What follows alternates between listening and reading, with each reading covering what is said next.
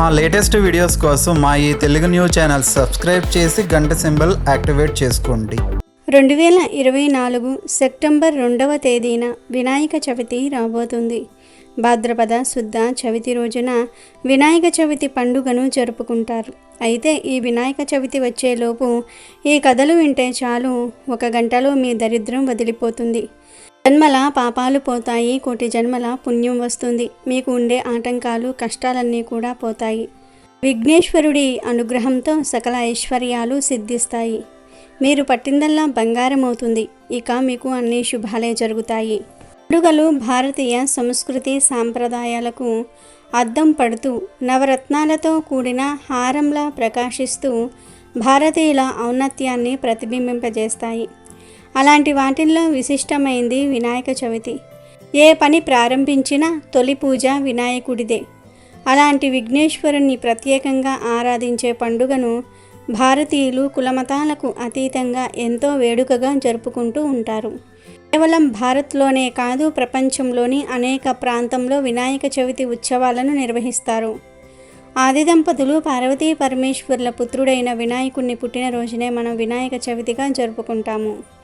భాద్రపద మాసం శుక్ల చతుర్థి హస్త నక్షత్రం ఉన్న రోజున చవితి ఉత్సవాలు ప్రారంభమవుతాయి. ఈ రోజు మొదలుపెట్టి మొత్తం 9 రోజుల పాటు గణేష నవరాత్రులు నిర్వహిస్తారు. ఈ పండుగను పిల్లల నుండి పెద్దల వరకు ఉత్సాహంగా జరుపుకుంటూ ఉంటారు. మూషిక వాహనుడైన గణపతిని పూజించి ఆయనకు ఇష్టమైన ఉండ్రాళ్లను భక్తి శ్రద్ధలతో సమర్పిస్తారు. వినాయక మండపాలు ఏర్పాటు చేయటము, ఆ మండపాలలో పూజా ఏర్పాట్లు చేయటము, వినాయకుని నిమజ్జనం వంటి వివిధ కార్యక్రమాలలో పిల్లలతో సహా అందరూ ఎంతో ఉత్సాహంగా పాల్గొంటారు. భారతదేశంలోనే వివిధ ప్రాంతాలలో ఈ పండుగను గణేష్ చతుర్థి లేదా వినాయక చతుర్థి అని కూడా పిలుస్తారు. ముందుగా ఈ వినాయక చవితి సందర్భంగా సహస్రేక్షు గణపతి ఏ విధంగా ఏర్పడ్డాడు, ఒక రైతును ఆ విఘ్నేశ్వరుడు ఎలా కాపాడాడో తెలిపే ఈ పవిత్ర కథను వింటే చాలు, దరిద్రాలన్నీ కూడా పోతాయి, పట్టిందల్లా బంగారం అవుతుంది. సాయంకాలం ఒక రైతు మండప చిత్రాల్లో చెరుకుగడ పట్టి ఉన్న విఘ్నేశ్వరుణ్ణి కుతూహలంగా చూస్తూ ఉండటం గమనించి పావన మిశ్రుడు ఆ చిత్రానికి సంబంధించిన కథ చెప్పటం ఆరంభించాడు. పూర్వం రాజంతటి భూస్వామి ఒకడు ఉండేవాడు. అతడు ఏటేటా వినాయక పూజలు ఉత్సవాలు ఘనంగా జరిపిస్తూ గణేష భక్త శిరోమణి అనిపించుకున్నాడు. అతనికి అనేక పంట పొలాలతో పాటు పెద్ద చెరుకు తోట ఉంది. ఆ చెరుకు తోట పని అంతా చూసుకుంటూ ప్రతి ఏటా పుష్కలంగా చెరుకు పండించి భూస్వామికి మంచి రాబడి చేకూర్చే పాలేరు మనసులో విఘ్నేశ్వరుణ్ణి నమ్మిన భక్తుడు. ఈసారి మరింత బాగా పండించు గణేష అని మనసులో మొక్కుతూ చెరుకు నాటి ఏడాదికేడాది తన యజమానికి మరింత లాభం చూపించేవాడు. పాలేరు అతని భార్య 10 ఏళ్ల కొడుకు ముగ్గురు చెమటోర్చి పనిచేసేవారు. భూస్వామి మాత్రం చాలా తగ్గించి కూలి ఇచ్చేవాడు. అది సరిగ్గా ఇచ్చేవాడు కాదు. పాలేరు అమాయకుడు, అల్ప సంతోషి, ఏమీ అనేవాడు కాదు. కానీ భూస్వామి భార్య ఉత్తమురాలు. మంచి అయినా చెడ్డ అయినా మనసులో గణేశుడికే నివేదించుకునేది. పాలేరుకి కూలి ఇవ్వటంలో భర్త మరీ అన్యాయం చేస్తూ ఉంటే పాపం వాళ్ళు పడే కష్టానికి మీరిచ్చేది ఏమాత్రం, సరిగ్గా ఇవ్వండి అనేది. దానికి భూస్వామి బాగానే ఉంది నీ బోడి సలహా, ఇలాగా మిగుల్చుకుంటూ వస్తేనే కదా మనం గణేష ఉత్సవాలు జరిపేది అనేవాడు. అప్పుడు ఆమె కష్టపడే వాళ్ళ నోట మట్టిగొట్టి పూజలు ఉత్సవాలు జరపకపోతేనే గణేష ఈయనకు మంచి బుద్ధి కలిగించు అని అనుకునేది. ఇదిలా ఉండగా ఒక ఏడాది చెరుకు ఏనుగు తొండాల్లాగా మరింత విశేషంగా పండింది. ఏసి చెరుకులు కట్టిన మోపులు బళ్లతో భూస్వామి దివాణం చేరుతున్నాయి. అంతా విఘ్నేశ్వరుడి దయ, ఊరకే పోతాయా పూజలు ఉత్సవాలు, మరి దేనికి చేయిస్తున్నాం అన్నాడు భూస్వామి. అంతేగాని మన పాలేరు శ్రమ ఏమీ లేదంటారా, అంతేనా అని భార్య అన్నది. వెంటనే భూస్వామి బాగానే ఉంది, నీ వల్ల మాలిన జాలి, అలా పాలేర్లను జీతగాళ్లను వెనకేసుకుని వస్తే మనం కూడా వాళ్ల వెనకే వెళ్ళవలసి ఉంటుంది. మనుషుల్లో ఏముంది, అంతా ఆ వినాయక దేవుడి మహిమ అన్నాడు భర్త. ఓ విఘ్నేశ్వర, ఈయనకు జ్ఞానోదయం కలిగించవలసింది నీవే అని ఆమె మనసులో ప్రార్థించింది. వినాయక చవితి వచ్చింది. పాలేరు కొడుక్కి విఘ్నేశ్వరుడంటే మహాప్రాణం. వినాయక చవితికి తెల్ల కలువలు, ఎర్ర మందారాలు, పూలు, పత్రి ప్రతి ఇంటికి పూజకు తెచ్చి ఇచ్చేవాడు. వాడి ప్రాయంతో పాటు బుద్ధి కూడా పెరిగింది. వాడు చెరుకు మోపుల్ని భూస్వామి దివాణానికి చేరవేయిస్తూ ఉన్న తండ్రి దగ్గరకు వెళ్ళి, నానా, మనం కూడా వినాయకుడికి పెట్టుకుందాం, ఒక్క చెరుకు గడే తీసుకువెళ్తున్నా అన్నాడు. పాలేరు ఒక చెరుకు తీసి కొడుక్కిచ్చాడు. వాడు దాన్ని ఇంటికి తీసుకువెళ్తున్నాడు. అది భూస్వామి కంటబడింది. అంతే, ఇక భూస్వామి ఆ ఉగ్ర నరసింహ అవతారుడై, ఏమిరా నా చెరుకంతా నీ ఇంటికి చేరవేస్తూ ఉన్నావా అంటూ పాలేరుపై విరుచుకుపడి నానా మాటలు అంటూ కొరడాతో కొడుతూ ఉంటే భూస్వామి వెంటనున్న పరివారము గ్రామస్తులు చూస్తూ ఊరుకున్నారే గాని కిక్కురుమనలేదు. భూస్వామి పలుకుబడి అలాంటిది. అతడేం చేసినా చెల్లుతుంది. ఎదురు తిరిగి అడిగేవాడు లేడు. స్వామి కొరడాలతో కొడుతూ ఉంటే పాలేరు తట్టుకోలేక, చవితి కదా, వినాయకుడికి పెట్టుకుందామని పట్టుకెళ్ళమని ఇచ్చాను, ఒక్కటంటే ఒక్క చెరుకు అన్నాడు. అప్పుడు భూస్వామి, ఏమిటి, మీ జాతి తక్కువ వాళ్లకు పూజలు వినాయకుడునా అన్నాడు. దానికి పాలేరు, కడజాతి అయితే అయ్యింది గాని దేవుడు భక్తి ఉండవా అన్నాడు. స్వామి హేళనగా, నీ ముఖానికి భక్తి కూడానా, నక్కకు నాగలోకానికి ఉన్నంత దూరం చెరుకుగడ పట్టుకురా అన్నాడు. అప్పుడు పాలేరు, ఒక్క చెరుకుగడ కోసం అలా రెపరెపలాడిపోతున్నావా అయ్యా, బళ్ళతో చెరుకు దింపుకున్నది చాలదా, ఒక్క చెరుగుతో ఏం బావుకుంటావయ్యా అన్నాడు. ఇక భూస్వామికి పట్టరాని కోపం వచ్చి, ఎంత మాట కూసావురా, 1 కాదు 10 కాదు 1000 చెరుకులైనా నాకు పూచికతో సమానం తెలుసా, తెల్లవారేసరికి నువ్వు 1000 చెరుకులు తినాలి, నమిలిన పిప్పి అంతా పోగు కనిపించాలి, లేకుంటే ఒక్కో చెరుకుకి 1000 కొరడా దెబ్బలు తింటావు, తెలిసిందా అంటూ పాలేరును పెడరెక్కలు విడిచి కట్టించి పనివాళ్ల చేత వాణ్ణి బందీలాగా చెరుకు నిల్వ చేసే సాలలో కట్టించి 1000 చెరుకుల మోపు ముందు పడవేయించాడు. భూస్వామి గొప్ప తిక్క మనిషి, ఎంత తోస్తే అంత. పాలేరును ఉంచిన సాల చుట్టూరా భటుల్ని కాపలా పెట్టాడు. ఇదంతా తెలిసిన భూస్వామి భార్య, విఘ్నేశ, పాలేరు ఉత్త అమాయకుడు, చెరుకు తినడానికి పూనుకుంటే పాపం నిష్కారణంగా చస్తాడు, తినకపోతే నా భర్త దెబ్బలు కొడతాడు, వాణ్ణి ఎలాగ కాపాడతావో మరి అని మనసులో అనుకుంది. ఇంకోవైపు పాలేరుకి ఏమీ తోచలేదు. చేసేది లేక విఘ్నేశ్వరుని తలుచుకుంటూ చీకటి పడే వేళకు అలాగే నిద్రలో పడిపోయాడు. తెల్లవారుతోనే భూస్వామి వెళ్ళి చూస్తే తెల్లగా హిమాలయ పర్వతంలాగా చెరుకు పిప్పి పోగు కనిపించింది. భూస్వామి దెయ్యం పట్టిన వాడిలాగా పెద్ద కేక పెట్టి తెరిచిన నోరు తెరిచినట్టే ఉండిపోయాడు. ఆ కేక విని వచ్చిన భార్యతో, భూస్వామి, అంతా సర్వనాశనం, సాలలో ఒక్క చెరుకు మిగలకుండా అంతా పిప్పి పిప్పి, పాలేరు కాడు భూతం, వాడు మనల్ని తినేస్తాడు పదా అంటూ అరుస్తూ ఉంటే ఆమె నవ్వి, వాడు భూతమూ కాదు, ఆ చెరుకును వాడు తిననూ లేదు, నేను కల్లారా చూశాను, అప్పటికింకా తెల్లవారలేదు, ఏనుగు ఘీంకారం విని నేను కిటికీలో నుంచి చూశాను, పెద్ద ఏనుగు చెరుకు మేస్తూ కనిపించి మాయమయ్యింది అన్నది. ఆ మాటలు విన్న భూస్వామి, ఏనుగేమిటి నీ మొహం, ఈ చుట్టుప్రక్కల ఏనుగన్నది ఉన్నట్టు వినలేదు అని అంటూ ఉండగా కొంతమంది వినాయక ఉత్సవశాల నుండి పరుగున వచ్చి రాత్రి నుంచి పందిట్లో పూజలో పెట్టిన వినాయక విగ్రహం కనిపించటం లేదు, అంతటా వెతికాము అని చెప్తూనే శాలలోనికి చూస్తూ, అదుగో విగ్రహం, అదుగో అంటూ అటుకేసి వెళ్ళారు. శాలలో ఇంత గొడవ జరుగుతున్నా పాలేరు ఇంకా నిద్రిస్తూనే ఉన్నాడు. పక్కనే పత్రి పూలతో నిండిన గణేశ విగ్రహం ఉంది. నేలంతా చెరుకు పానకంతో బురద బురదగా తడిసి ఉంది.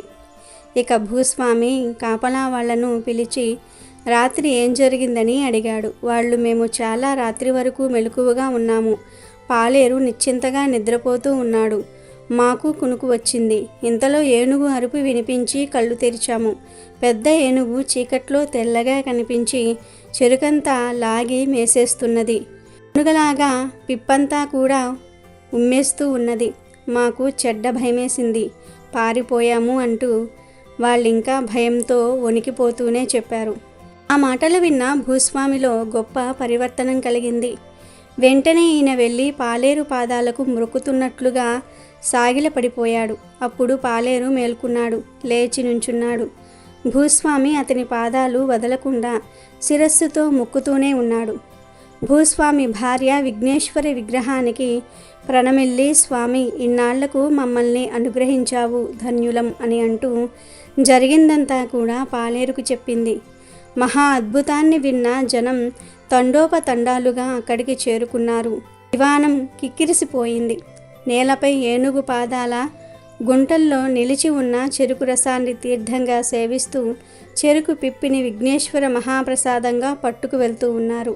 పాలేరు భార్య పిల్లవాడితో కలిసి వినాయక విగ్రహానికి దండాలు పెడుతూ, చిన్న పత్రి పిసరైనా వేసి నిన్నెప్పుడూ పూజించలేదు, నీ కోసమని పంపిన చెరుకు నీకు పెట్టనైనా లేదు, నా కోసం ఎందుకింత శ్రమపడ్డావయ్యా, ఏనుగు రూపంతోనైనా అందరికీ కనిపించావు, నాకు కనిపించావు కావు, నిద్రపోయిన దద్దమ్మను అంటూ పిల్లవాడిలాగా బావురుమన్నాడు.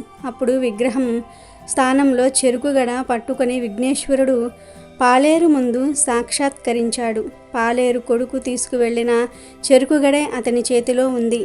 విఘ్నేశ్వరుడు పాలేరును తన తొండంతో దగ్గరకు తీసుకుని అభయహస్తంతో అతని తల నిమురుతూ, నాయన, కులాలు, జాతులు, ఆచారాలు నేను పెట్టినవి కావు, అంతా మనుషులు కల్పించుకున్నవే, నా దగ్గర ఎక్కువ తక్కువలకు చోటు లేదు, అందుకే నీకు కనిపించాను అని చెప్పి అంతర్ధానమయ్యాడు. జనులందరూ చేతులెత్తి జోడిస్తూ పాలేరుతో, నీ మూలంగా మాకు గణేశుని దర్శన భాగ్యం కలిగింది అంటూ పదే పదే మొక్కుతూ బ్రహ్మ రథం పట్టారు. ఇక్షు అంటే చెరుకు, సహస్ర ఇక్షు అంటే 1000 చెరుకుల గణపతి. అలా సహస్రేక్షు గణపతిగా విఘ్నేశ్వరుడు కీర్తింపబడ్డాడు. చెరుకుగడ పట్టుకున్న వినాయక విగ్రహం ప్రతిష్ఠించబడి అక్కడ గొప్ప ఆలయం వెలిసింది అని పావనమిశ్రుడు రైతుకు కథ చెప్పి ముగించాడు. అలాగే వినాయక చవితి సందర్భంగా వినాయక చవితి వ్రత కథను వింటే చాలు సకల శుభాలు కలుగుతాయి, అష్టైశ్వర్యాలు సిద్ధిస్తాయి. పూర్వం గజరూపం గల గజాసురుడు అనే ఒక రాక్షసుడు పరమశివుని గురించి ఘోర తపస్సు చేశాడు. దీంతో ప్రత్యక్షమైన పరమేశ్వరుడు ఏం వరం కావాలో కోరుకోమన్నాడు. దీంతో ఆ రాక్షసుడు, స్వామి, నీవు ఎల్లప్పుడూ నా ఉదరంలోనే నివసించాలి అని కోరుకున్నాడు. మాట తప్పని మహాశివుడు రాక్షసుడి కోరిక మేరకు గజాసురుడి కడుపులోనికి ప్రవేశించాడు. ఈ విషయం తెలుసుకున్న పార్వతీదేవి ఎంతో బాధతో శ్రీ మహావిష్ణువును ప్రార్థించింది. గజాసురుని బారి నుంచి శివుణ్ణి కాపాడమని కోరుకుంటుంది. దీంతో శ్రీహరి గంగిరెద్దు మేళం నాటకం ఆడతాడు. నందీశ్వరుని గంగిరెద్దుగా, బ్రహ్మాది దేవతలను వాయిద్యకారులుగా మార్చి గజాసురుని పురానికి వెళ్ళి నందిని ఆడిస్తాడు. ఆ మేళానికి తన్మయుడైన గజాసురుడు, మీకేం వరం కావాలో కోరుకోండి అంటూ వరమిస్తాడు. ఇదే సరైన సమయమని భావించిన విష్ణుమూర్తి, ఈ నందీశ్వరుడు శివుణ్ణి వెతుక్కుంటూ వచ్చింది కాబట్టి నీ దగ్గర ఉన్న శివుణ్ణి ఇచ్చేయి అని అడుగుతాడు. వెంటనే ఆ కోరిక కోరింది వేరెవ్వరో కాదు, సాక్షాత్తు శ్రీ మహావిష్ణువే అని గ్రహించాడు రాక్షసుడు. తనకిక మరణం తథ్యం అని గ్రహించి శివునితో, నా శిరస్సును లోకమంతా కూడా ఆరాధించేటట్లుగా అనుగ్రహించి నా చర్మంను నీ వస్త్రముగా ధరించమని వేడుకుంటాడు. అనంతరం విష్ణుమూర్తి సైగ చేయటంతో నంది తన కొమ్ములతో గజాసురుణ్ణి చీల్చి చంపుతుంది. అప్పుడు బయటకు వచ్చిన శివుడికి శ్రీహరి దుష్టులకు ఎప్పుడూ అలాంటి వరాలివ్వొద్దంటూ నచ్చ చెప్తాడు. ఇంకో పక్కన కైలాసంలో పార్వతీదేవి శివుని రాక కొరకు ఎదురు చూస్తూ నలుగు పెట్టుకుంటుంది. ఆ సమయంలో కింద రాలిన నలుగు పిండితో ఒక బాలుని రూపాన్ని తయారు చేసి ఆ రూపానికి ప్రాణం పోస్తుంది. అనంతరం ద్వారం వద్దే కాపలాగా ఉంచి ఎవరినీ రానివ్వొద్దంటూ చెప్తుంది. అదే సమయంలో అటుగా వచ్చిన శివుడినే అడ్డుకుంటాడు ఆ బాలుడు. దీంతో కోపోద్రిక్తుడైన మహాశివుడు బాలుడిని శిరచ్ఛేదం గావించి లోపలికి వెళ్తాడు. విషయం తెలుసుకున్న పార్వతి శివుడిపై ఆగ్రహం వ్యక్తం చేస్తుంది. దీంతో గజాసురుని శిరస్సును అతికించి తిరిగి ఆ బాలుడిని బ్రతికించాడు శివుడు. గజముఖాన్ని పొందాడు కాబట్టి అతను గజాననుడిగా పేరు పొందాడు. అతడి శక్తి సామర్థ్యాలను పరిశీలించి భాద్రపద శుద్ధ చవితి నాడు గణాధిపత్యం కట్టపెట్టాడు. ఆ రోజున తనకు భక్తితో సమర్పించిన ఉండ్రాళ్ళు, కుడుములు, పిండి వంటలు, పండ్లను సుష్టిగా తిన్న వినాయకుడు నడవడానికి ఇబ్బంది పడుతూ కైలాసం చేరుకున్నాడు. తల్లిదండ్రులకు నమస్కారం చేయబోతూ పొట్ట వల్ల ఇబ్బంది పడతాడు. శివుని శిరస్సుపై ఉన్న చంద్రుడు గణనాథుని అవస్థలు చూసి పక్కున నవ్వాడు. రాజదృష్టి సోకితే రాళ్ళు కూడా నుజ్జవుతాయని విఘ్ననాథుని ఉదరం పగిలి అందులోని ఉండ్రాళ్ళు, కుడుములు బయటకు వచ్చి అచేతునడయ్యాడు. దీంతో ఆగ్రహించిన పార్వతీదేవి, పాపాత్ముడా, నీ దృష్టి సోకి నా కుమారుడు అచేతనంగా పడి ఉన్నాడు కాబట్టి నిన్ను చూసిన వారు పాపాత్ములై నీలాపనిందనలు పొందుదురుగాక అని శపించింది. పార్వతీదేవి చంద్రుని శపించిన సమయంలో సప్త ఋషులు భార్యలతో కలిసి యజ్ఞం చేస్తూ అగ్నిదేవునికి ప్రదక్షిణ చేస్తూ ఉన్నారు. అగ్నిదేవుడికి ఋషిపత్నుల మీద మోహం కలిగింది. కోరిక తీరక శపిస్తారేమో అనే భయంతో అగ్ని క్షీణింపసాగాడు. భర్త కోరిక తెలుసుకున్న స్వాహాదేవి ఋషుల భార్యల రూపంలో అగ్నిదేవుణ్ణి చేరింది. అగ్నిదేవునితో ఉన్నది తమ భార్యలేనని భ్రాంతి చెందిన ఋషులు వారిని విడిచిపెట్టారు. శాపగ్రస్తుడైన చంద్రుణ్ణి చూడటం వలనే ఋషుల భార్యలు నీలాపనిందనలకు గురి అయ్యారని దేవతలు గ్రహించారు. వీరందరూ బ్రహ్మదేవునితో కలిసి కైలాసానికి వెళ్ళారు. మరణించిన విఘ్నేశ్వరుని బ్రహ్మదేవుడు తిరిగి బ్రతికించాడు. తర్వాత పార్వతీదేవితో, అమ్మా, నీవు చంద్రుడికి ఇచ్చిన శాపం వలన ఆపద కలిగింది కావున శాపాన్ని ఉపసంహరించుకో అని కోరాడు. అప్పుడు పార్వతీదేవి, ఏ రోజున చంద్రుడు విఘ్నేశ్వరుని చూసి నవ్వాడో ఆ రోజు చంద్రుణ్ణి చూడకూడదు అని శాపాన్ని సవరించింది. ఆ రోజు నుంచి అందరూ భాద్రపద శుద్ధ చవితి నాడు చంద్రుణ్ణి చూడకుండా జాగ్రత్తగా ఉండి సుఖంగా ఉన్నారు. ఇలా కొంతకాలం గడిచింది. ద్వాపర యుగంలో ద్వారకలో నివాసం ఉన్న శ్రీకృష్ణుణ్ణి నారదుడు కలిశాడు. కాసేపు కృష్ణుడితో మాట్లాడాక, స్వామి, ఈరోజు వినాయక చవితి. పార్వతీ శాపం కారణంగా చంద్రుణ్ణి చూడకూడదు, నేను వెళ్తాను అని కృష్ణుడికి చెప్పి నారదుడు వెళ్ళిపోయాడు. ఆ రోజు రాత్రి ఎవ్వరూ చంద్రుణ్ణి చూడకూడదని పట్టణంలో శ్రీకృష్ణుడు చాటింపు వేయించాడు. కృష్ణుడికి పాలంటే ఇష్టం. ఆ రోజు రాత్రి శ్రీకృష్ణుడు ఆవు పాలను తాగుతూ ఉండగా పాత్రలోని పాలల్లో చవితి చంద్రుడు ప్రతిబింబాన్ని చూశాడు. దాంతో తనకెలాంటి అపనింద వస్తుందో అని చింతించాడు. కొన్ని రోజులు గడిచాయి. సత్రాజిత్ సూర్యుని వరంతో సమంతకమని సంపాదించుకున్నాడు. రోజుకు 10 బారుల బంగారాన్ని ఇచ్చే ఆ మణిని తీసుకొని సత్రాజిత్ ద్వారకకు వెళ్ళాడు. శ్రీకృష్ణుడు సత్రాజిత్తుకు అతిథి మర్యాదలు చేసి ఆ మణిని తనకు ఇవ్వమని కోరాడు. అందుకు సత్రాజిత్ ఒప్పుకోలేదు. తర్వాత ఒకరోజు సత్రాజిత్ తమ్ముడు ప్రసేనుడు సమంతకమణిని మెడలో వేసుకుని అడవికి వేటకు వెళ్ళాడు. అడవిలో ఒక సింహం ఆ మణిని చూసి మాంసం ముక్క అనుకుని ప్రసేనుణ్ణి చంపింది. మణిని నోటకరుచుకుని పోతూ ఉన్న సింహాన్ని జాంబవంతుడు చంపి సమంతకమణి తీసుకుంటాడు. ఆ తర్వాత జాంబవంతుడు సమంతకమణిని కొండ గుహలో ఉన్న తన కూతురు జాంబవతికి ఆట వస్తువుగా ఇచ్చాడు. మరుసటి రోజు సత్రాజిత్ తమ్ముడు మరణ వార్త విన్నాడు. శ్రీకృష్ణుడే తన తమ్ముణ్ణి చంపి సమంతకమణిని అపహరించాడని నిందించాడు. శ్రీకృష్ణుడు అది విన్నాడు.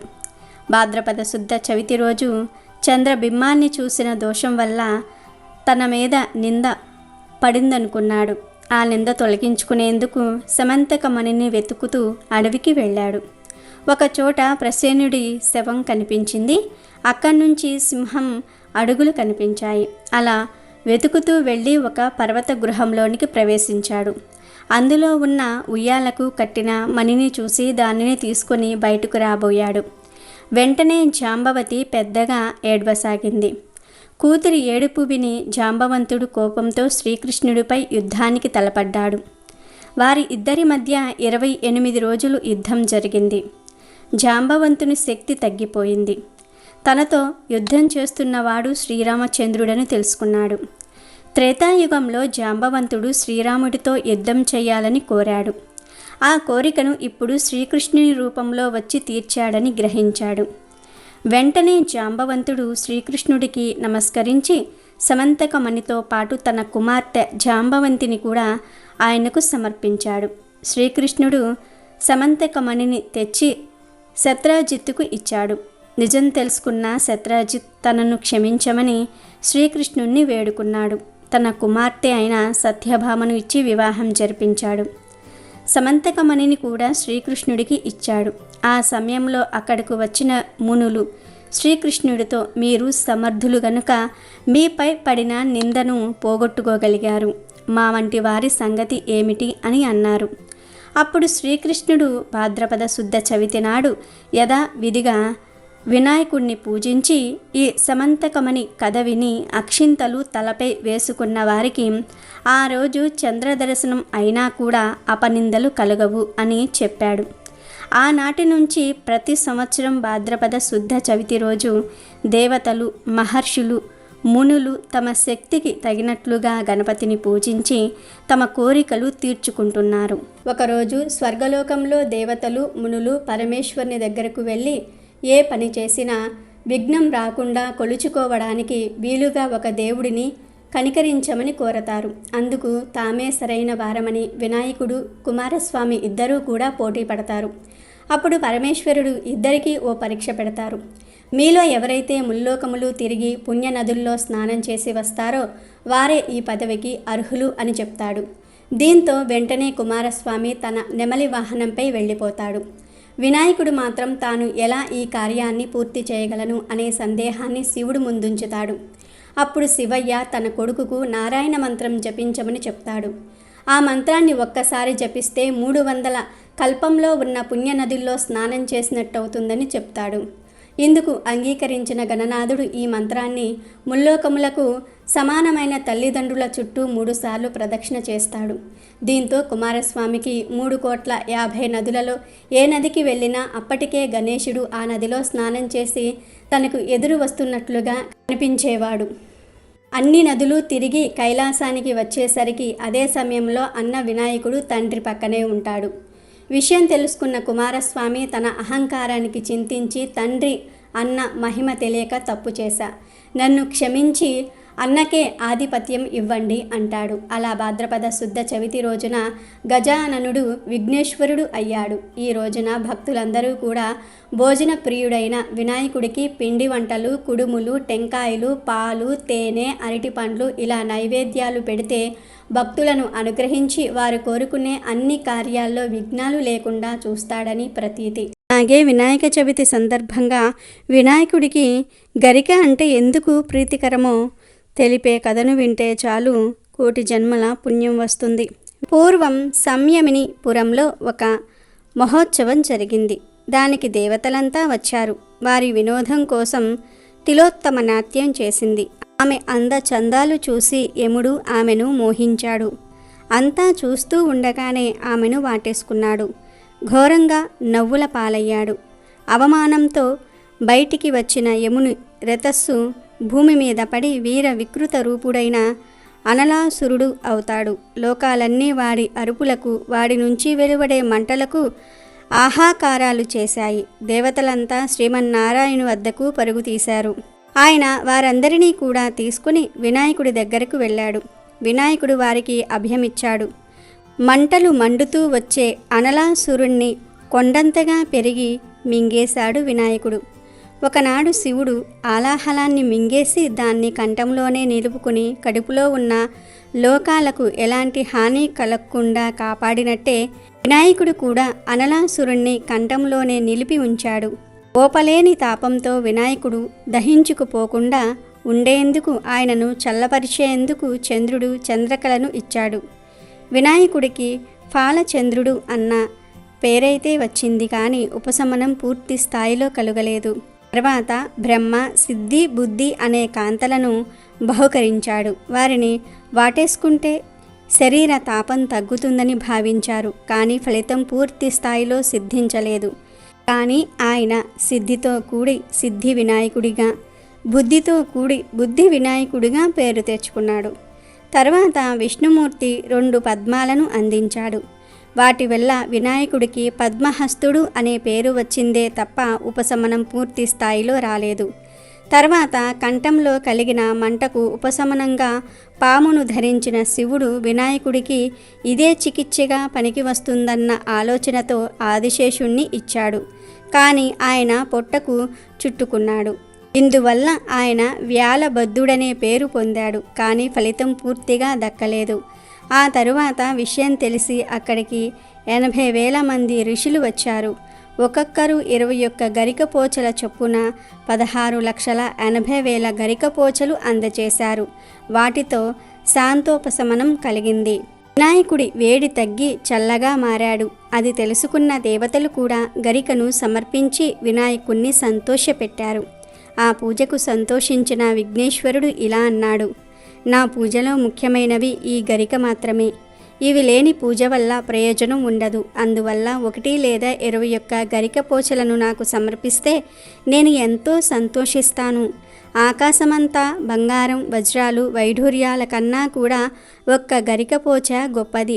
నాకు గరిక ఎంతో ప్రీతికరమైనది కనుక నన్ను ఒక్క గరికపోచతో పూజించిన 100 యజ్ఞాలు చేసిన ఫలితాన్ని పొందుతారు. కాబట్టి నాకు గరికను సమర్పిస్తే మీకు అత్యంత పుణ్యం వస్తుందని గణేశుడు దేవతలకు చెప్పాడు. కాబట్టి దేనితోనూ తగ్గని గణేశుని తాపం ఒక్క గరికతో తగ్గింది. ఎందుకంటే గరికకు ఉష్ణాన్ని తగ్గించి చల్లదనాన్ని కలిగించే శక్తి ఉంది. దీనిని ఆధునిక పరిశోధనలు కూడా నిరూపించాయి. గరిక పోచలపై పలుచని సిలికా అనే పదార్థం రక్షణ కవచంగా ఉంటుంది. ఇది ఉష్ణమాపకం. ఈ కారణంగానే ఉష్ణ నిరోధక పదార్థాలన్నీ కూడా సిలికాతో తయారు చేస్తూ ఉంటారు. కాబట్టి అగ్ని సంబంధమైన తేజస్సుతో ఆవిర్భవించిన అనలాసురుణ్ణి మింగేయటంతో లంబోదరుడి ఉదరంలో ప్రజ్వరిల్లిన అగ్నిని గరికపోచలు తగ్గించాయి. అందుకే వినాయక చవితి రోజు విఘ్నేశ్వర్ని ఒక్క గరికపోచతో పూజిస్తే చాలు, 1,000,000 జన్మల పుణ్యం వస్తుంది. కోరిన కోరికలన్నీ కూడా నెరవేరుతాయి. ఆ స్వామియే మీ కోరికలను నెరవేరుస్తాడు. గడ్డి పోచే కదా అని తేలికగా తీసేయకండి. గణేశుణ్ణి మెప్పించేందుకు అదే గొప్ప సాధనం అని మన పెద్దలు చెప్తూ ఉన్నారు. గరిక వక్రతుండ మహాకాయుణ్ణి ఎలా మెప్పించిందో చెప్పేందుకు మరొక ఉదంతం ప్రచారంలో ఉంది. అది శివపార్వతుల పెళ్లి జరిగే రోజు. పెళ్లికి శివుడు బంధుమిత్ర సపరివార సమేతంగా తరలి వస్తున్నాడని భావించి హిమవంతుడు హడావడి పడ్డాడు.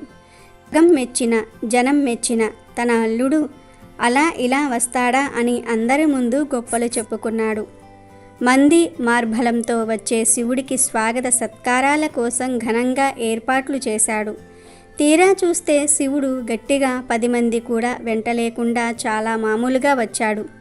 10 మంది ప్రమదులు, ఒక పిల్లవాడు, ఒక ముసలి ఎద్దు, ఇలా బేలగా వచ్చిన శివుణ్ణి చూసి హిమవంతుడు నిరాశపడ్డాడు. ఇలాంటి వాడిన పర్వతరాజు కూతురు పార్వతి పెళ్లి చేసుకుంటోంది అని జనం ఎక్కడ నవ్వుతారో అని తెగ బాధపడిపోయాడు. కడుపులో బాధ ఆపుకోలేక బయటికే అనేశాడు. పెళ్లి కొడుకు హంగు ఆర్భాటం ఇంతేనా, ఎంతమంది వచ్చి పడతారో అని భూమ్యాకాశాలు బద్దలయ్యేలాగా ఏర్పాట్లు చేశాను అని శివుడితో అన్నాడు. హిమవంతుని మనసులో బాధ అర్థం చేసుకున్న శివుడు, మంది సంగతి ఏముందిలే కానీ ఈ పిల్లవాడికి కాస్త తిండి పెట్టించండి. ఇందాకటి నుంచి ఆకలికి ఆగలేక ఆవురావురుమంటున్నాడు అని చిన్న పిల్లవాడైన వినాయకుణ్ణి చూపించాడు. ఈ పిచ్చికంత పిల్లవాడికి ఎంత తిండి కావాలి గనుక ఆ అబ్బాయికి అన్నం పెట్టించండి అని పనివాళ్లకు పురమాయించాడు హిమవంతుడు. కానీ పెళ్లివారి కోసమని వండిన అన్నమంతా తినేశాడు వినాయకుడు. అయినా ఆయన ఆకలి తీరలేదు. ఇస్తరి ముందర నుంచి లేచి వండని కూరలు, బియ్యాలు, పప్పులు, ఉప్పులు అన్నీ ఆరగించేశాడు. అయినా ఆకలి తీరలేదు. దాంతో వినాయకుడు పందిట్లోకి వచ్చి పందిరి పైకప్పుగా మరిచిన తాటాకులు, పందిరికి కట్టిన మామిడి తోరణాలు, ఇలా కంటికి కనిపించిన ప్రతిదీ తినేశాడు. అయినా ఆకలి తీరక ఆకలి ఆకలి అంటూ నానాగోలా చేశాడు. దీంతో హిమవంతుడు బెదిరిపోయాడు. బాబో, ఈ పిల్లవాడిని ఎలా తట్టుకోవాలి అని కంగారు పడిపోయాడు. అప్పుడు శివుడు కలుగజేసుకుని, ఇంత చిన్న పిల్లవాడికే అన్నం పెట్టలేకపోయావు, ఇంకో 10 మందిని తీసుకువస్తే ఏం చేసేవాడివి అని ప్రశ్నించాడు. అప్పుడు హిమవంతుడు తన అహంకారానికి సిగ్గుపడి ముప్పు తప్పే మార్గం చూపమని శివుణ్ణి వేడుకున్నాడు. ఈ పిల్లవాడికి గరికపోచ పెట్టండి అంటాడు శివుడు. అన్నీ తిన్నా ఆవురావురన్న వాడికి గడ్డిపోచ ఒక లెక్క అని హిమవంతుడు అనుమానించాడు. అయినా ప్రయత్నిద్దామని శివుడు చెప్పినట్లే చేశాడు. నిజంగానే వినాయకుడు గరికపోచ పెట్టగానే టక్కున ఆకలిగోల ఆపేశాడు. అప్పటి నుంచి ప్రతి ఒక్కరూ వినాయకుడికి ఒక్క గరికను గాని 21 గరికి పోచలను గాని ఇచ్చి ప్రసన్నం చేసుకోవడం ప్రారంభించారు. అంత అడవి అల్లరి చేసిన బాలగణపతి మంత్రం వేసినట్లుగా గరికపోచకు ఎలా ఆగిపోయాడు అంటే, వెనకడికి సత్యభామ శ్రీకృష్ణుని తూకం వేసేందుకు బారువుల కొద్దీ బంగారాన్ని ధనాన్ని అనే తరాన్ని త్రాసుల్లో వేసి విఫలమవుతూ ఉంటే రుక్ని తులసీదళం ఒక్కటి వేసి తులతూచలేదా? భగవంతుడు ఇలాగే మహిమలు చూపి భక్తులకు జ్ఞానోదయం కలిగిస్తాడు. వినాయక చవితి సందర్భంగా వినాయకుడి పెళ్లి కథను వింటే చాలు సకల శుభాలు కలుగుతాయి. వినాయకుడు బ్రహ్మచారి అని, తనకు పెళ్లి జరగలేదని చాలామంది అనుకుంటూ ఉంటారు. కానీ వినాయకుడికి ఒకరితో కాదు ఏకంగా 2 మహిళలతో వివాహం జరిగిందని కొన్ని పురాణాలు చెప్తూ ఉన్నాయి. మరి వినాయకుడి పెళ్లి ఎలా జరిగిందో తెలిపే కథను ఇప్పుడు మనం విందాం. ఒకసారి వినాయకుడు గంగానది ఒడ్డున కూర్చుని తపస్సు చేస్తూ ఉంటాడు.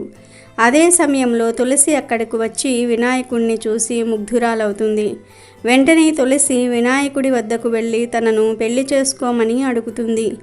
అయితే అందుకు వినాయకుడు నిరాకరిస్తాడు. చూడు తులసి, వివాహం చేసుకోవడం వల్ల నా తపస్సుకు భంగం కలుగుతుంది కనుక నిన్ను వివాహం చేసుకోవటం కుదరదు అనే ఆమె కోరికను తిరస్కరిస్తాడు. ఆ మాటలు విన్న తులసికి కోపం వచ్చి వినాయకుడితో, ఓ గణేశ, ఆడదానినై ఉండి మనసులో కోరిక చెప్పి నీ ముందు పెట్టినా కూడా నీవు నన్ను తిరస్కరించావు కాబట్టి ఇదే నా శాపం. నువ్వు నన్ను పెళ్లి చేసుకోనని తిరస్కరించావు గనుక నువ్వు 2 పెళ్లాడతావని తులసి శాపం పెడుతుంది. అలా తులసి శాపం ఇవ్వటం గణేశుడికి నచ్చలేదు. వెంటనే వినాయకుడు కోపంతో తులసిని ఇలా ప్రతిశపించాడు. చూడు తులసి, నువ్వే నన్ను వివాహం చేసుకుంటా అన్నావు. నేను బ్రహ్మచారిని గనుక నేను వివాహం చేసుకొని అన్నాను. ఇందులో నా తప్పేమీ లేదు. ఇది గ్రహించకుండా అహంకారంతో నన్ను నువ్వు శపించి తప్పు చేశావు. అందుకు ప్రతిశాపంగా నీవు ఒక రాక్షసుని వివాహం చేసుకుంటావని, అతని వల్ల నువ్వు అన్ని కష్టాలు ఎదుర్కోవలసి వస్తుందని వినాయకుడు తులసికి శాపం పెడతాడు. ఈ గొడవ వలనే తులసికి వినాయకుడికి పడదు. అందుకే వినాయకుని పూజలో తులసిని వాడకూడదు. ఇలా శాపాలు ఇచ్చాక అవి తప్పక జరిగి తీరుతాయి. ఒకరోజు వినాయకుడు తన రూపం ఆకారంపై కోపంతో బ్రహ్మచారిగా ఉండాలని కోరుకున్నాడు. ఎందుకంటే తన పొట్ట ముందుకు చొచ్చుకుని వచ్చింది. తన ముఖం కూడా ఏనుగు రూపంలో ఉంటుంది. అందుకే తనను ఎవరూ పెళ్లి చేసుకోవడానికి ఇష్టపడలేదు. దీంతో మనసులో విఘ్నేశ్వరుడు ఎంతో బాధపడ్డాడు. తనకు వివాహం జరగకపోవటం వలన ఎక్కడైతే వివాహం జరుగుతుందో అక్కడ ఆటంకాలు కలిగించడం ప్రారంభించాడు. తనకు జరగని వివాహం ఎవరికీ జరగకూడదనే కోపంతో వినాయకుడు ఆటంకాలు కలిగించసాగాడు. అందుకు తన వాహనమైన మూషికం సహాయం కూడా తీసుకున్నాడు.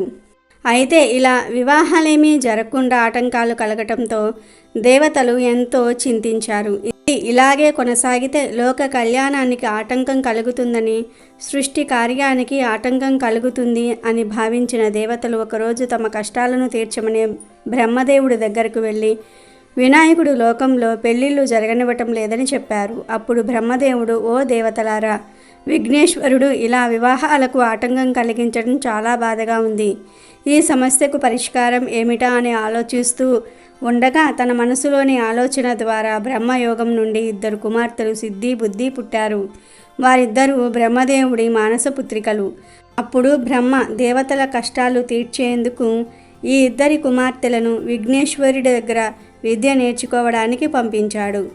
ఆ విధంగా బ్రహ్మదేవుడి ఆదేశాల ప్రకారము గణేశుడు వారిద్దరికీ బోధనలు చేయటం ప్రారంభించాడు. ఇక వినాయకుడి దగ్గరికి పెళ్లికి సంబంధించిన విషయాలు వచ్చినప్పుడు ఈ సిద్ధి బుద్ధి విఘ్నేశ్వరుడి దృష్టి మార్చేవారు. దాంతో లోకంలో మళ్ళీ వివాహాలు జరగడం ప్రారంభమయ్యాయి. అలా కొంతకాలం గడిచింది. కానీ ఒకరోజు విఘ్నేశ్వరుడికి నిజం తెలిసిపోయింది. లోకంలో అందరూ వివాహం చేసుకుంటూ ఉన్నారని, దానికి సిద్ధి బుద్ధి కారణమని తెలుసుకుని కోపంతో వారిని శపించబోగా అక్కడ బ్రహ్మదేవుడు ప్రత్యక్షమై, చూడు విఘ్నేశ్వర, ఈ సిద్ధి బుద్ధికి నువ్వంటే ఎంతో ఇష్టం కనుక వారిద్దరినీ నీవు వివాహం చేసుకో అని అడుగుతాడు. విఘ్నేశ్వరుడు కూడా ఆ వివాహానికి ఒప్పుకుంటాడు. ఆ తరువాత సిద్ధి బుద్ధితో విఘ్నేశ్వరుని వివాహం అంగరంగ వైభవంగా జరిగింది. ఆ తర్వాత వారికి 2 కుమారులు కూడా జన్మించారు. వారి పేర్లు శుభం లాభం అని పురాణాలు చెప్తూ ఉన్నాయి. కాబట్టి ఈరోజు వినాయకుడి పెళ్లి కథను వింటే సకల ఐశ్వర్యాలు సిద్ధిస్తాయి, కోరింది నెరవేరుతుంది, వివాహంలో ఆటంకాలు తొలగిపోతాయి. వినాయకుడు తన తమ్ముడైన సుబ్రహ్మణ్యేశ్వర స్వామి పెళ్లి చూశాడు. మహా అందంగా అలంకరించిన తమ్ముణ్ణి చూశాడు. అసలే అందగాడు సుబ్రహ్మణ్యేశ్వర స్వామి. పెళ్లి కొడుకు ఆకారంలో ఇంకా అందంగా ఉన్నాడు. అంగరంగ వైభవంగా జరిగిన ఆ పెళ్లి చూసి వినాయకుడికి తనకు పెళ్ళైతే ఎంత బాగుంటుందో కదా, ఇలా తనను అలంకరిస్తే తాను ఎంత బాగుంటాడో కదా అనిపించింది. వెంటనే అమ్మైన పార్వతమ్మ దగ్గరకు వెళ్ళాడు. దగ్గరకు వస్తున్న పెద్ద కొడుకును చూసి తను ఏదో అడగడానికే వస్తున్నాడనుకున్నది పార్వతమ్మ. అప్పుడు వినాయకుడు పార్వతీదేవిని, అమ్మ నాకు పెళ్లి చెయ్యండి, ఇంకా నాకు పెళ్లి చేయలేదు, అందరి పెళ్ళిళ్ళు అయిపోతూ ఉన్నాయి అని అడిగాడు. అది విన్న పార్వతీదేవి, సరే నాయనా, ఓ పిల్లను చూసుకో, ముందు పెళ్ళికి కావలసిన ఏర్పాట్లు చేసుకో, పెళ్లి చేయడానికి ఎంతో సమయం పట్టదు కానీ పెళ్లి ఏర్పాట్లు చేసుకోవాలి అని చెప్పింది. సరే అని వినాయకుడు తల్లి అంగీకారంతో ఎంతో సంతోషించి బయటికి వచ్చాడు. పెళ్లి ఏర్పాట్లు చేయటం ఎలా అని ఆలోచిస్తూ అటూ ఇటూ చూశాడు వినాయకుడు. ఆ పరిసర ప్రాంతాలలో వినాయకుడికి ఓ కోడి కనపడింది. ఆ కోడి దగ్గరికి వెళ్ళి, వినాయకుడు, నేను వివాహం చేసుకోదలిచాను, అందుకు చేయవలసిన పనులు చాలా ఉన్నాయి, మొదటి పనిని నీకే పురాయించాలని అనుకుంటూ ఉన్నాను. శుభప్రదంగా మొదటగా పెళ్లి కూతురికి పెళ్లి చీరను నేయించాలి అని అనుకుంటూ ఉన్నాను. నీవు పద్మశాలీలు ఉండే శాలిపేటకు వెళ్ళి కొత్త చీరలు నేర్చేవారి చేత ఓ కొత్త కోకను తీసుకునిరా అని చెప్పాడు. వినాయకుని పెళ్లి వార్త విన్న ఆ కోడి మిక్కిలి సంతోషంతో పరిగెత్తుకుంటూ కొత్త కోక అని అరుస్తూ వెళ్ళింది. ఆ తరువాత వినాయకుని పెళ్లి కాలేదు కానీ ఈ కొత్త కోక అని అరిచే అరుపు మాత్రం కోడి ఇప్పటికీ అరుస్తూనే ఉంది. అంతవరకు కోడికి కూతలేదు. అంటే ఇప్పుడు మనం వినే కొకరొక్కో అనే కూత అసలైతే కొత్త కోక అన్నమాట. అప్పుడు వినాయకుడు చెప్పిన కొత్త కోకను మర్చిపోతానేమో అని కొత్త కోక అని అరవటం మొదలుపెట్టిన కోడి ఇప్పటికీ అరుస్తూనే ఉంది. అప్పటికైతే కోడి అలా అరుస్తూ వెళ్ళిపోయింది. ఆ తర్వాత అక్కడికి ఓ పొట్టేలు వచ్చింది. పొట్టేలును చూసిన వినాయకుడు తన పెళ్లి విషయం చెప్పి, ఓ పొట్టేలా, నీవు కంసాలి దగ్గరకు వెళ్ళి మంగళసూత్రాలు పట్టుకురా పెళ్లి కూతురికి అని చెప్పాడు. అలా వినాయకుడు అందుబాటులో ఉన్న వారికి తలా ఒక పని చెప్తూ ఉన్నాడు. ఈ పొట్టేలు కంసాలి దగ్గరకు వెళ్ళిపోయింది. మంగళసూత్రాలు తీసుకుంది. ఆ మంగళసూత్రాలను నోటితో పట్టుకొస్తూ ఉండగా అదెక్కడో జారిపోయింది. వాటి కోసం తన తలను వంచి వెతుకుతూ ఉంది. అలా పొట్టేలు ఇప్పటికీ కూడా వెతుకుతూనే ఉంది. అందుకే పొట్టేలుకు కింద చూపే తప్ప పైచూపు ఉండదు. వినాయకుని పెళ్లి కోసం మొదలుపెట్టిన గొర్రె కింద చూపు ఇప్పటికీ అలాగే ఉండిపోయింది. అక్కడి నుండి వినాయకుడు కాస్త ముందుకు వెళ్ళి ఒక్కొక్కరిని చూస్తూ ఉన్నాడు. ఓ 3 నెలల చంటి పిల్లవాణ్ణి ఉయ్యాలలో చూసిన వినాయకుడు చిన్నారిని సమీపించి, ఒరే నేను పెళ్లి చేసుకోవాలనుకుంటున్నాను, నా పెళ్లికి నీవు ఉండ్రాళ్ళు చెయ్యాలిరా అన్నాడట. సరేనని ఆ పిల్లవాడు తన 2 చేతులను కుడుములు చేస్తున్నట్లుగా గుండ్రంగా లడ్డూలు చేస్తున్నట్లుగా ఆడించాడు. 3 నెలల ప్రతి బిడ్డ అప్పట్నుండి కుడుములు చేస్తూనే ఉన్నారు. ఇది అయ్యాక కొంచెం ముందుకు వెళ్తే వినాయకుడికి ఓ ఏనుగు కనిపించింది. వినాయకుడు, ఆ ఏనుగుతో నన్ను నీ మీద ఎక్కించుకో, మనమిద్దరము ఊరేగింపుకు వెళ్దాం, నేను పెళ్లి కూతుర్ని వెతుక్కుంటాను, పెళ్లి ఏర్పాట్లన్నీ కూడా పూర్తి కావస్తూ ఉన్నాయి అని అన్నాడు. ఆ మాటలు విని ఏనుగు వినాయకుడితే, బాబోయ్ నువ్వు చాలా బరువు, పైగా నీ ముఖం నా ముఖం ఒకేలా ఉన్నాయి, అంత బాగోలేదు, నేను నిన్ను ఎక్కించుకోను అన్నది. ఆ మాటలు విని, అవురవురా, నీవు నన్ను ఎక్కిరిస్తావా? మందబుద్ధివైపోతావు, ఇంకెప్పటికీ నీకు తెలివి ఉండదు, నడక తప్పిస్తే నీవు ఎందుకు పనికిరావు అని చెప్పి కోపంతో శపించాడు వినాయకుడు. ఆ తర్వాత అక్కడి నుండి ఇంకాస్త ముందుకి వెళ్ళాడు. ఓ గాడిద ఆ మార్గంలో కనిపించింది. పెళ్లి చేసుకోవాలని తొందరలో ఉన్న వినాయకుడు గాడిద వద్దకు వెళ్ళి, నన్ను నీ మీద ఎక్కించుకో, నేను వెళ్ళాలి అని అడిగాడు. దానికి గాడిద, నువ్వు చాలా బరువు, నేను మొయ్యలేను అంది. ఆ మాటలకు ఉక్రోషంతో వినాయకుడు, నేను స్థూలంగా ఉన్నానని ఎక్కిరించావు కాబట్టి నీ జన్మంతా బరువులే మొయ్యాలి, అందుకు తప్ప నీవు ఎందుకు పనికిరావు అని శపించాడు. ఎలాగోగలా తక్కిన పెళ్లి ఏర్పాట్లన్నీ కూడా పూర్తి కావస్తూ ఉన్నాయి. ఆ సమయంలో వినాయకునికి ఒక పందికొక్కు కనిపించింది. వినాయకుడు ఆ పందికొక్కుతో, కొక్కు కొక్కు, నీవు ఓ పని చెయ్యి. తినారి వాళ్ళంతా కూడా భూగర్భంలో డబ్బులు దాచిపెడుతూ ఉంటారు, నువ్వు భూగర్భంలోని డబ్బులన్నీ కూడా పట్టుకురా, నా పెళ్లికి ఖర్చు పెట్టుకోవాలి అని చెప్పాడు. పందికొక్కు అప్పుడు తవ్వటం మొదలుపెట్టింది. ఇప్పటికీ తవ్వుతూనే ఉంది. దానికి డబ్బు దొరకలేదు, వినాయకుడికి పెళ్ళి కాలేదు. ఆ తర్వాత ఓ ఎలుక కనపడింది. దాని దగ్గరికి వెళ్ళి, నన్ను ఎక్కించుకో, మనం చాలా చోట్లకు వెళ్ళాలి అన్నాడు వినాయకుడు. అందుకు ఆ ఎలుక ఉత్సాహంగా ఒప్పుకుంది. వినాయకుడు ఆ ఎలుక మీద ఎక్కాడు. వినాయకుడేమో స్థూలకాయుడు, ఎలుకేమో చాలా చిన్నది. ఈయన దానిపై ఎక్కేసరికి అది నెమ్మదిగా వెళ్ళటం మొదలుపెట్టింది. అయితే 3,000,000 దేవతలను పెళ్లికి పిలవాలి కదా. ఆ పిలిచే క్రమంలో ఎలుక వాహనంగా చేసుకున్న వినాయకుడు ఏడాదంతా కూడా తిరుగుతూనే ఉన్నాడు. ఈ ప్రయాణం ఏడాదంతా కూడా నెమ్మదిగా సాగుతుంది. ఇలా ఉండగా మూఢం వస్తుంది. మూఢం వస్తే అంతకు ముందు మొదలుపెట్టిన పెళ్లి పనులు పనికిరావు, మళ్ళీ పెళ్లి పనులు మొదలు పెట్టాలి. మళ్ళీ ఈ పనులన్నీ అయ్యి ఆయన జనాలందరినీ పిలిచేసరికి మళ్ళీ మూఢం వస్తుంది. అందుకే వినాయకుడి పెళ్లికి 1000 విఘ్నాలు అంటారు. ఇప్పటిదాకా కోళ్ళు అరుస్తూనే ఉన్నాయి, పొట్టేలు వెతుక్కుంటూనే ఉన్నది, పందికొక్కులు తవ్వుతూనే ఉన్నాయి, కానీ వినాయకుని వివాహం మాత్రం కాలేదు. అందుకే ఎవరైనా ఏదైనా పని మొదలుపెట్టి విఘ్నాలు కలిగి ఆగిపోతూ ఉంటే వినాయకుని పెళ్లికి అన్ని విఘ్నాలే అన్నట్లు మీ పనులు కావటమే లేదు అని అనుకుంటూ ఉంటారు. అలా ఈ సామెత పుట్టింది. వాతాపి గణపతిగా విఘ్నేశ్వరుడు, విఘ్నేశ్వర క్షేత్రంగా వాతాపి నగరము దేశాంతరాల్లో పేరు మ్రోగుతున్న కాలంలో పావన మిశ్రుడు అనే ఒక పండితుడు సాయంకాలాల్లో వాతాపి గణపతి ఆలయ మండపంలో పిల్లలకు విఘ్నేశ్వరుడికి సంబంధించిన కథలను చెప్తూ ఉండేవాడు. మండపం గోడలపై విఘ్నేశ్వరుడి గాథలు చిత్రాలుగా చిత్రితమై ఉన్నాయి. ఆ చిత్రాలలో వినోదకరమైన ఒక చిత్రాన్ని ఒక పిల్లవాడు గురువుకు చూపించి ఆ కథ చెప్పమన్నాడు. పావన మిశ్రుడు అలా కథ ప్రారంభించాడు. ఒక నగరంలో సత్యశర్మ, లోభ గుప్తా అనే 2 వ్యక్తులు ఇరుగు పొరుగున ఉండేవారు. లోభగుప్తుడి అసలు పేరు లాభగుప్తా, కానీ అతని లోభితనానికి అత్యాశకు ఊళ్ళో వాళ్ళంతా కూడా లోభగుప్తా అనే పేరును స్థిరపరిచారు. సత్యశర్మ, లోభగుప్త రోజు శివాలయానికి వెళ్ళేవారు. సత్యశర్మ గర్భగుడిలోనికి వెళ్లే దారిలోనే ఉన్న విఘ్నేశ్వర విగ్రహం ముందు ప్రణమిల్లి స్తోత్రగానం చేశాక శివదర్శనం చేసుకుని వెళ్ళేవాడు. లోభభుక్తుడు గర్భాలయంలోనికి ప్రవేశిస్తూనే శివలింగం ముందు సాగిలపడి కోటి లాభాలు చేకూర్చమని చాలాసేపు అలాగే ధ్యానిస్తూ ఉండేవాడు.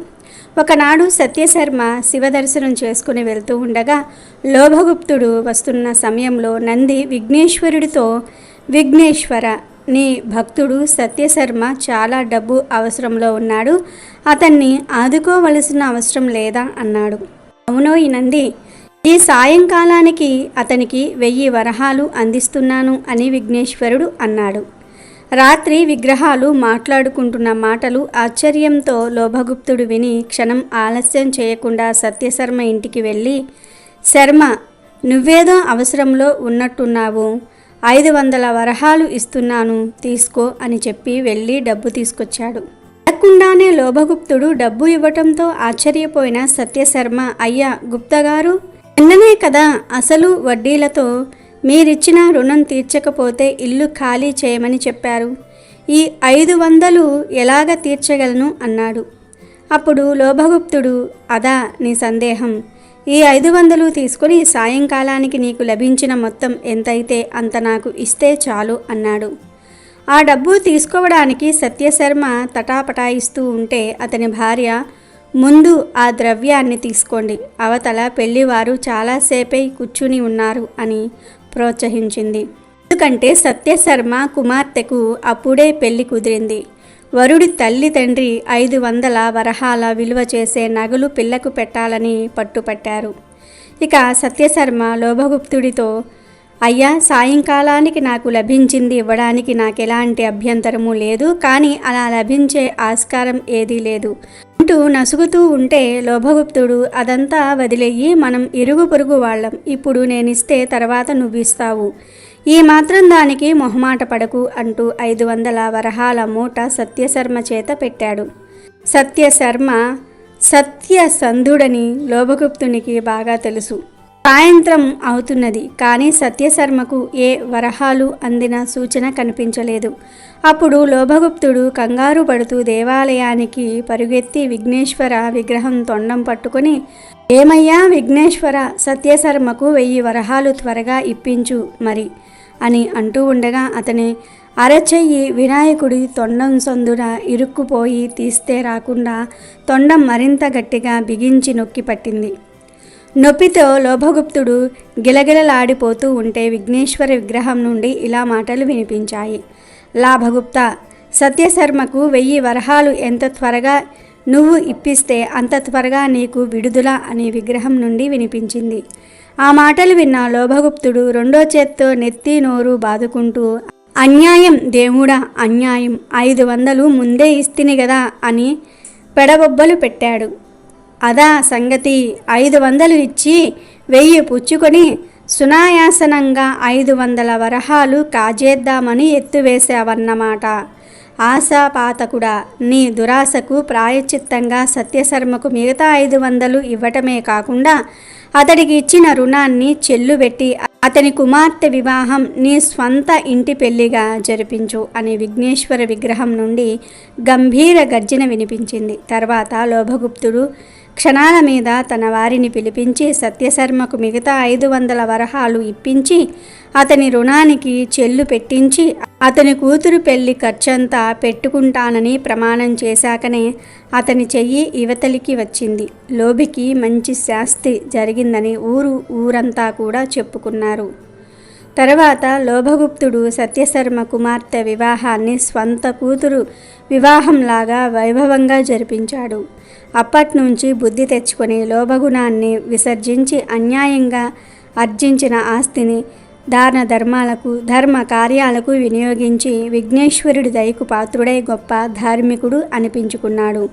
ఇలా కథ ముగించి పావనమిశ్రుడు విఘ్నేశ్వర ప్రసాదాన్ని తెచ్చి పిల్లలకు పంచాడు. పిల్లలు ప్రసాదాన్ని నోట్లో వేసుకుని ఆనందంగా కేరింతలు కొడుతూ ఇళ్లకు పరిగెత్తారు.